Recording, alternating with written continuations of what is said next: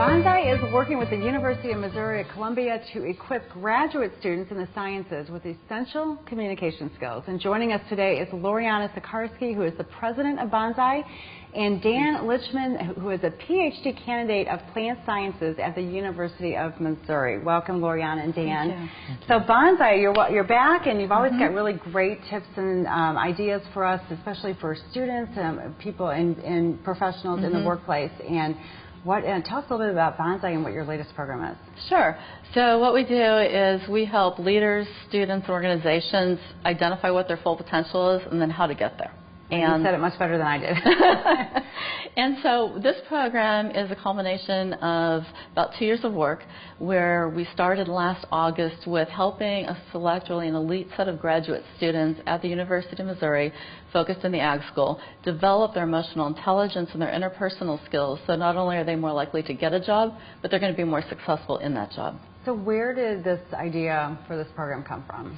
You know, I was at conferences, for almost 10 years with the deans of the land-grant universities and the executives of companies like Monsanto, Pioneer, Bayer, General Mills, and they would talk about how brilliant the students are from a technical perspective, but the problem was that they didn't have the skills needed to collaborate across the organization, lead a group of people, or just those general interpersonal skills that are so important. And so they'd come together, talk about it, but nothing was done. And so 2 years ago, I brought together University of Missouri and Monsanto and said, let's solve this problem.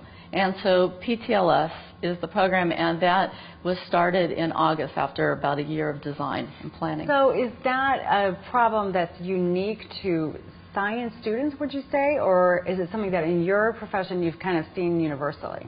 I've seen it universally, and as I've talked to people about this program, I've had so many people say, you know, the engineering school needs this, or the medical school needs this. So I think it's especially when people are technically competent, they're so focused on that piece, and they're great at it, but they fail to see some of these other skills that are equally important.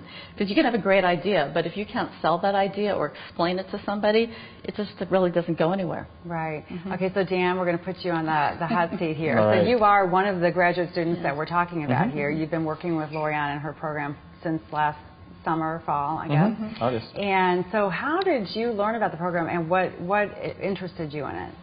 There are a couple of student organizations that I'm a part of. There's a group of plant scientists that come from different departments on campus called the IPG, and so we have a student organization. And Loriana came to talk just because the program was kind of targeting plant scientists specifically. And so I saw the opportunity and contacted Loriana and enrolled. So did you feel that these were skills that you were lacking, like Loriana was talking about? Yeah, it's stuff that you're kind of expected to learn along the way, but you never have an opportunity to kind of formally talk about it. So how do you write an email that somebody's actually going to read? Because you can't just have a page of words and no breaks, no lines, no highlights or anything like that, because nobody's ever going to read it.